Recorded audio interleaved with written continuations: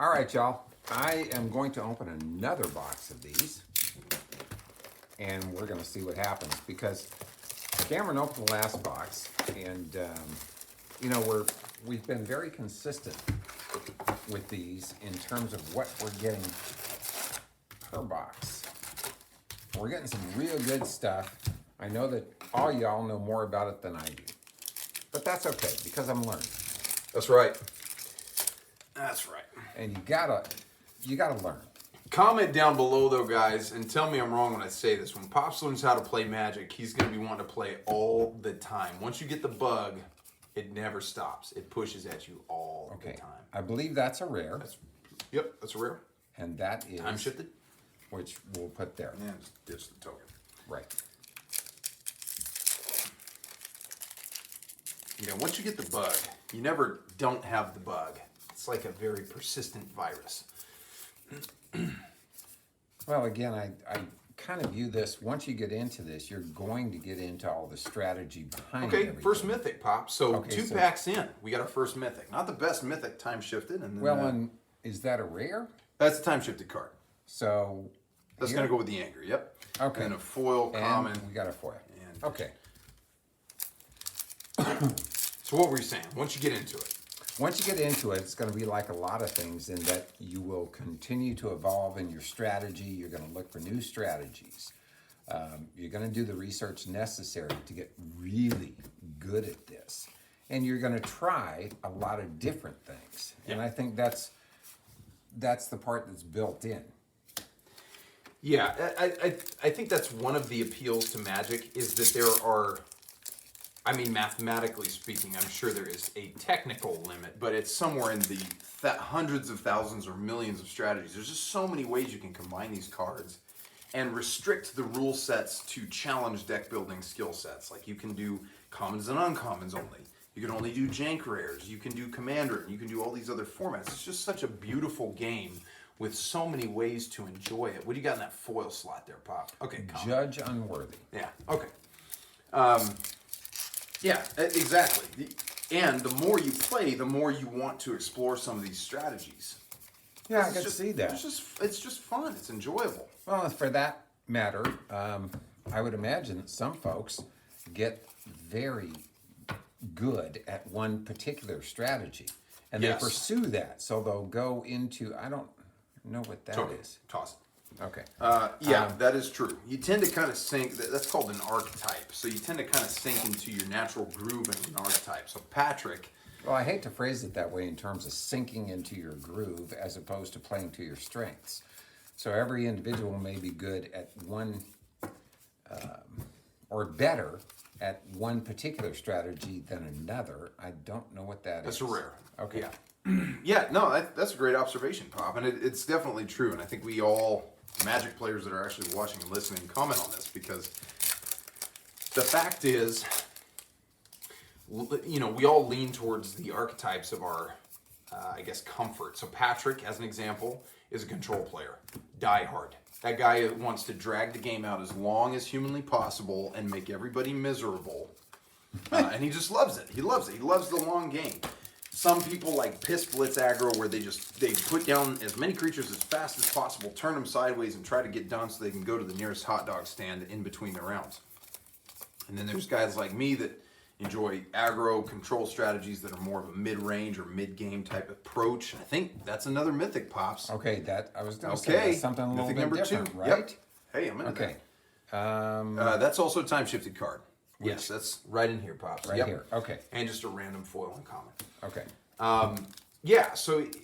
Different people have kind of different forms of strategies that they tend to lend to.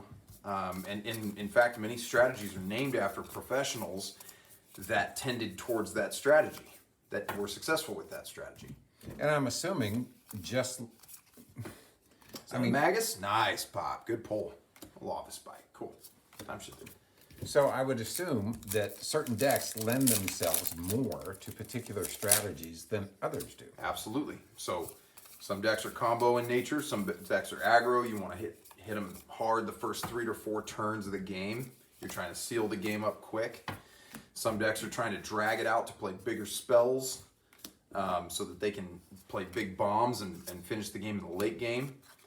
You know,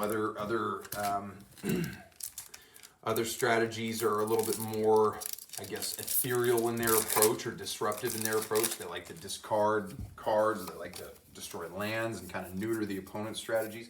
There's so many different ways to approach the game. And what I'm talking about right now is kind of a general overview. Then it gets, you know, you have all these subcategories of these strategies. I think that's what's the appeal for most. Oh, nice. Is that Pop. a good pull? Yeah, that's a good pull. Let's give that its own pile. Okay, Cool. what is that? Panharmonicon. That's a rare time-shifted card that, if I'm not mistaken, holds a significant amount of value. Okay. Yeah, there's all these subcategories of strategies, which is why I think people are glued to the game once they get hooked, because there's not enough life to live to explore all of these strategies and enjoy the nuances of the game. Oh, good, Pop. Slaughter Pack. Good pull. And Titanfall still there. Just, God, that old school art, though, man. It is so addictive. It is cool. And again, I bring up the same point. It appears as though Magic looks to be very consistent with the artwork from one or within a given series. Mm-hmm. Yeah, that I think is really interesting. I love that Resto Angel. And Pops, you just looked over a foil time-shifted rare. Okay, well, yeah, you wouldn't know. No big no, deal. I wouldn't have Beautiful, any though, idea. guys. I want to show this off to the audience here, guys. That beautiful time-shifted rare, that gorgeous foiling that they have there. God, it's just See, and that's wonderful. why Cameron's here, so I don't screw up too badly.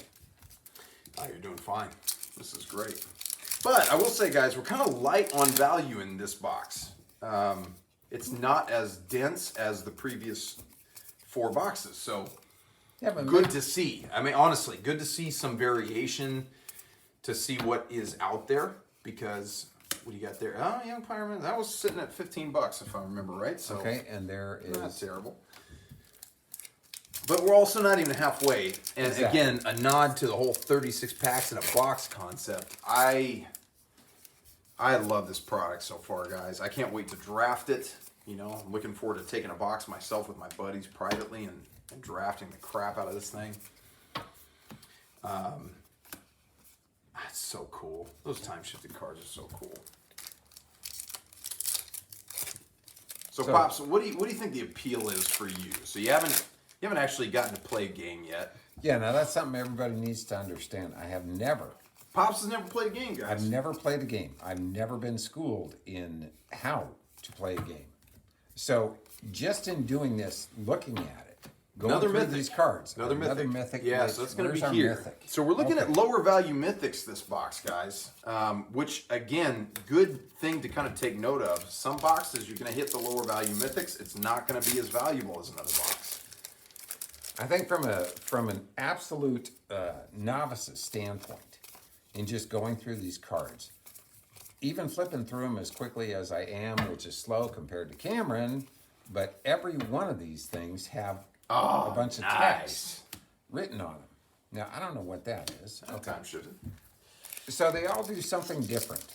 And it might seem a little bit daunting and overwhelming to learn each and every card, because the way y'all talk about them, you know, just by looking at the picture, you memorize what each and every card does and how it does it and everything else. Yeah. And that's kind of cool. Nice. Oh, cool. Foil rare. Okay, not so a great foil here? rare, so that'll be here. Okay. Not a great foil rare, but a cool one nonetheless. Well, here's the thing, Pop. It's interesting because you end up doing your own research on cards, and you play with your buds that have done the same, and you get your ass whooped by a certain strategy. You don't forget that card again. Right? So then Good point. that happens over the course of hundreds of games, and you have this bank of cards in your memory pool. Right, but I mean, it kind of... I'm sorry, I'm stumbling around. But that kind of proves the old adage, you learn more from failure than you do from success. True. Very good point. But I mean, there's a boatload of cards here. If you look at this pile that we're going through, and I'm guessing Cameron can tell you. Oh, nice. I don't know what this is, but That's Cameron geeky. likes that. Cameron likes that. You all like it too. Let's put that on Panharmonica. Okay. Yeah, There we okay, go. so we're starting to build some value here, guys. Again, your Pop's last box, for heaven's sake, was just fantastic. And then the previous boxes were also fantastic. This box got off to a slower start, so we're hoping this last half of packs kind of redeems the value. But here's the thing. This is what's so cool about this. That you've got this wild card in the time-shifted slot where, because of the fact that they're printing them in that old school cardstock style, some cards that we otherwise might dismiss as non-valuable may hold significant value. Miri, that's a great rare. Or solid rare, I should say. Yeah, so, you know, we're just kind of looking at these. Yep. Kind of looking at this as like, okay, well, we know we've got some value on the table, but then we have this wild card pile that may prove to be much better than we were anticipating, simply because cards printed in this old school style carry more value. And in some cases, it is exponentially more value. Which again is a case in point to kind of support the idea that it's not a bad idea to pick up a box for your own personal collection if you can pull it off. You can swing that. I mean, so far we've not been disappointed. Even with this box, which I think we can agree is a slower start to what we've seen. I mean, we only have 2 really high value targets in the time-shifted slot. The mythics have not been stellar. Still, it's a cool box. It's a cool box. There's a solemn. Might hold some value.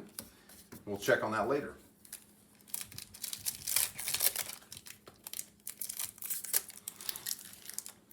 Well, I've got to say that there's got to be a certain amount of y'all out there that enjoy kind of this throwback or a classic, whatever you want to call it, whatever term you want to put to it. Still the same thing. Oh, now wait a minute. That's a little bit different. That's like a rare. It's an uncommon. Okay, Yeah. uncommon.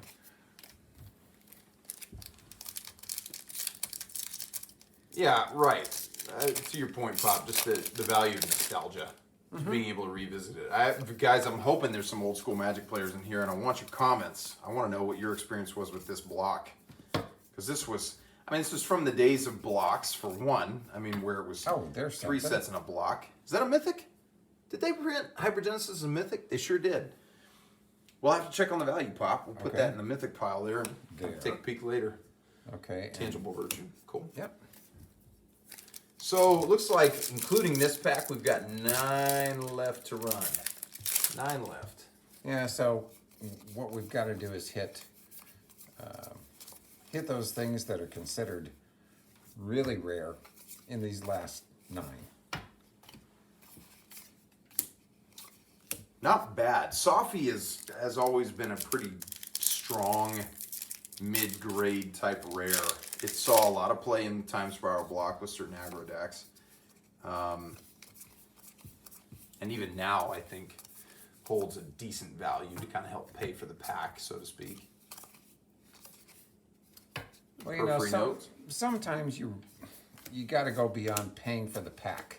That mentality.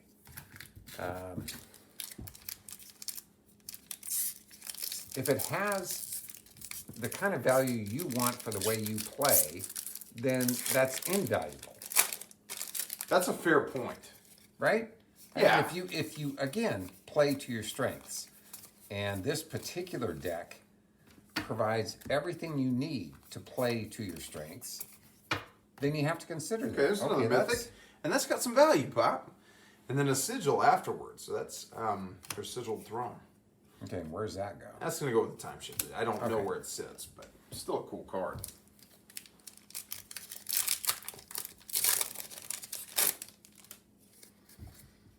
So, to me, in having been on this earth for as long as I have, value is at least partly perception. So you'd argue value is at least in part subjective. You absolutely. Yeah. One man's trash is another man's treasure, is the old adage. Yeah.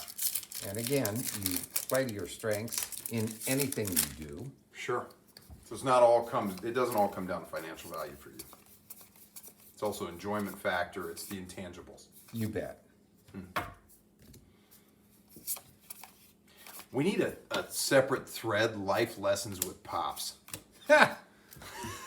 Yeah. Yeah. Okay, guys, last 4 packs. Does this have subjective value for you, Pops, even if you haven't played a game yet? You know, I would love to sit here and do nothing but read each and every card that I'm going through. Honestly, I think that would be a hoot. Particularly if I Cool, old school mold drifter. if I really knew the rules of the game. Sure. Because to me, that's intriguing. Is to know what each and every card, how they play off of each other, and how they can play into a particular strategy. There's so much going on, and I think like anything else, you have to approach it from a standpoint of majoring in the majors and minoring in the minors. So you're going to have kind of like an outline. You're going to say, okay, what I want in terms of the majors are X, Y, and Z. And then the minors are going to be X, A, B, C, Y, A, B, C, and Z, A, B, C. Should we take a trig course before watching this video, Pop? Should we put a warning? No, I mean, come on. Ooh, oh, that's Is that a good one? nice. Yeah, that's really nice. Okay. Classic stuff. I'm gonna put this in the valuable pile because I know Remand is a valuable card on its own, and time shifted with that old school frame.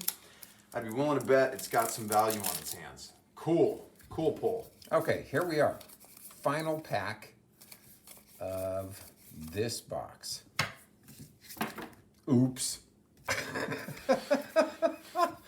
Sorry about that. Let's see if we get something really cool out of this deal. Yeah, foil Sophie. That's a rare foil, and that's a decent rare foil. Okay, cool, All right. guys.